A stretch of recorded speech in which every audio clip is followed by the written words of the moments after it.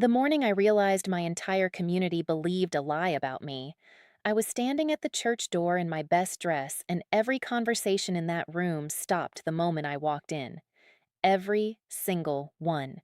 And the silence was so loud it felt like a physical thing pressing against my chest.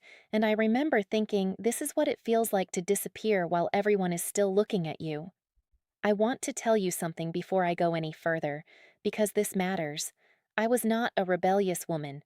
I was not someone who chased trouble or stirred up drama.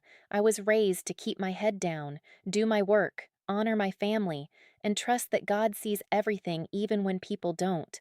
I believed in that. I still believe in that. But nothing in my upbringing prepared me for what happens when an entire community decides they already know your story before you've even had a chance to live it. My name is Hannah, and I grew up in a small Amish settlement in northern Indiana where everybody knows everybody, and everybody's business is somehow everybody's business too. We had maybe 60 families, and I'd known most of them my whole life. I knew which families made the best quilts, which ones brought the strongest horses to auction, which elders spoke the longest during church, and which ones you prayed would keep it short. That was my world, and I loved it. It was small and familiar and safe, and I thought I understood exactly how it worked. I was 23 when the rumors started. I had just come out of a hard season where I'd been nursing my mother through a difficult illness, so I'd been mostly at home for nearly 2 years, quiet and withdrawn, not attending as many gatherings as I normally would, which means when I finally started reappearing in public, I was already a little like a stranger returning to a familiar street, and people were already watching just to see how I'd changed. I didn't think anything of it at first, not when I noticed Martha Zook glancing at me a second longer than usual during the quilting circle, not when two of the younger girls from our district went quiet when I approached them at market. I told myself I was imagining things. I told myself I was still adjusting to being around people again after spending so much time at home. I told myself nobody was thinking about me nearly as much as my tired brain was convincing me they were. But that is exactly what you tell yourself before you discover that everybody actually is. It started with a man named Thomas. And before I say another word, I need you to understand something clearly. Thomas was not Amish. He was an Englishman, maybe 30 years old, who had recently rented the small property at the edge of our settlement that bordered the Graber family's land. He'd come to the area for farm work, was respectful and quiet, kept mostly to himself, and the only reason I ever spoke to him at all was because his horse threw a shoe on the road directly in front of our farm, and my father asked me to bring out a cup of water while the poor animal was calmed down. That was it. That was the entire beginning of everything. One cup of water, one polite thank you, one brief exchange about whether the horse needed further attention, maybe 4 minutes of my life in total. And somehow, by the following Sunday, half the district had heard that I was meeting with an Englishman regularly, and that something inappropriate was going on between us. I didn't even know the rumor existed until my cousin Lydia pulled me aside after church with wide eyes and asked me, in a whisper so careful it felt like she was handling something fragile, whether it was true that I had been seen walking with the Englishman 3 separate times. 3 times. I had met him once for 4 minutes in front of my own house, with my father standing 20 feet away. And already the story had grown legs it never should have had. I almost laughed. I thought Lydia would laugh with me when I explained what had actually happened. But she didn't laugh. She got very quiet and said, "Hannah, people are saying there's more to it than that." And the way she said it made my stomach drop, because I suddenly understood this wasn't just a small misunderstanding. Someone had already decided what my story was, and they were telling it to everyone. I tried to correct it. Of course I did. I spoke to a few people I trusted, explained exactly what happened, kept my voice steady and my explanation simple, and at first it seemed to help. A few people nodded and seemed satisfied. I went home that week feeling like I'd put out a small fire before it spread. I was so wrong. Because what I didn't realize was that telling my side of the story to 4 people meant nothing when the other version was already being told to 60. The next few weeks were some of the most disorienting of my life, because everything I did became evidence of something. I went to the market twice in 1 week, and apparently that was suspicious. I said hello to Thomas once when he passed on the road because that is what a decent person does, and by that evening someone had reported to my neighbor that I had stopped to talk with him for a long time. I started noticing how people arranged themselves when I entered a room, how conversations shifted, how eyes moved and then quickly moved away. And I want you to understand what that does to a person over time, because it doesn't just make you feel judged, it makes you start to feel guilty for things you never did, and that is a very dark place to find yourself. My father noticed. He pulled me aside one evening after supper, and he didn't yell or accuse. He just sat across from me with that quiet, tired look he sometimes gets, and he said, "Hannah, what is happening?"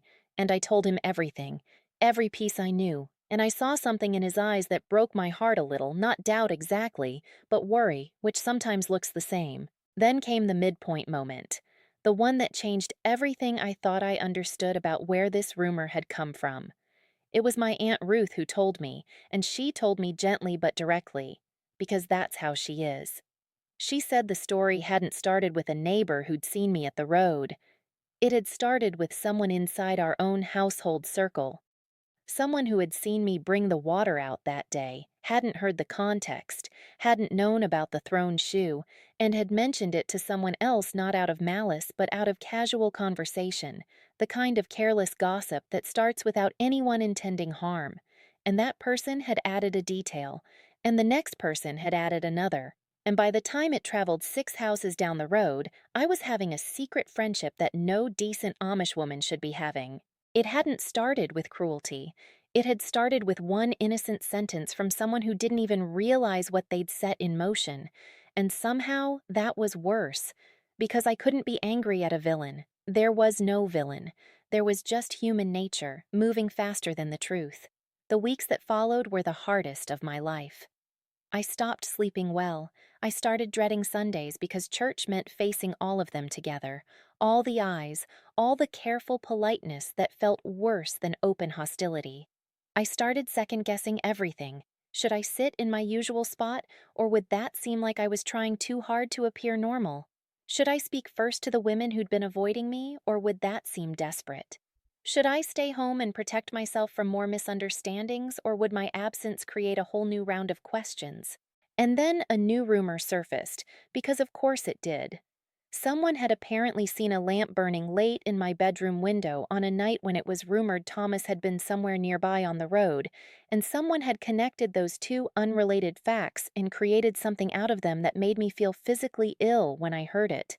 I hadn't even known he was on the road that night. I'd been awake because I couldn't sleep, and I was praying and reading scripture, and none of that mattered because the story was already moving. By the time I reached my lowest point, I genuinely believed it was over for me in that community. I believed I had become the person people talked about instead of the person people talked to, and I couldn't see a way back. I sat in my room one Sunday morning and told my mother I didn't think I could go to church, and she sat down beside me and didn't say much, just held my hand for a while. And I remember crying in a way I hadn't allowed myself to cry through all of it, because the pain of being misunderstood by people who had known me my whole life was something I hadn't found the words for until that moment. But here is what I know about my mother. She didn't let me stay home. She said, "You go. You hold your head straight. Not because they deserve it, but because you do." And those words did something in me that I'm still not entirely able to explain. I went to church. I sat in my usual spot. I didn't try to defend myself that morning. I didn't make speeches or seek out confrontations. I simply showed up and was exactly who I had always been. And I kept doing that, week after week. I greeted people honestly, worked hard, helped when I was asked, showed up when it would have been easier to hide. I didn't go out of my way to prove anything dramatically. I just quietly refused to become the person the rumors said I was. It took months, real slow, unglamorous months. Some people came back to me naturally, as if they'd simply forgotten what they'd heard once they saw me clearly again. Some people approached me privately and apologized, not for spreading the rumor necessarily, but for the distance they'd kept. A few women from the quilting circle invited me back, and I went, and we didn't talk about it directly, but I felt the difference in how the room felt when I walked in. The silence was gone, and you cannot imagine what it meant to me to have ordinary conversation replace that silence. Thomas eventually moved on from the area, which I suppose ended one chapter of the whispers at least. And the rumor didn't vanish cleanly or all at once. Some people in that community probably carried a version of it longer than they should have. That's just the reality of how gossip works. It doesn't die as fast as it spreads. But my life slowly returned to something that felt like mine again. Not perfect, not completely repaired in every corner, but mine. What I learned through all of it is something I carry with me every single day. Rumors travel fast because they don't need to be proven. Truth travels slow because people have to see it lived out over time before they believe it. And the hardest, most painful thing about being misunderstood is that you cannot argue your way back into someone's good opinion. You can only outlast the story by living your character loud enough and long enough that eventually the story stops making sense. That's it. That is the only thing that works. I also learned that judgment says more about the people doing it than the people receiving it. Every person who passed along that rumor was just doing what frightened, curious, social human beings do. It doesn't excuse it, but understanding it helped me forgive it, and forgiving it was the only thing that finally set me free. I'm telling you this because I know I am not the only person who has ever been reduced to a story someone else told about them. And if you are in that place right now where every move you make feels watched and every word feels like it will be misunderstood, I want you to hear this from someone who sat exactly where you're sitting. You don't have to convince everyone. You just have to keep being honest. Keep showing up. Keep your integrity intact even when it feels like no one is giving you credit for it. The truth is patient. You have to be patient too. I would love to hear from you down in the comments. Have you ever been caught in the middle of gossip or rumors that felt completely out of your control? Have you ever watched a small misunderstanding grow into something that changed how people saw you? Tell me about it. You are not alone, and your story matters. And if this touched something in your heart, please share it with someone you know who might be carrying the weight of being misunderstood right now. Sometimes all a person needs is the reminder that they are more than the rumors people spread about them. Thank you for listening to mine.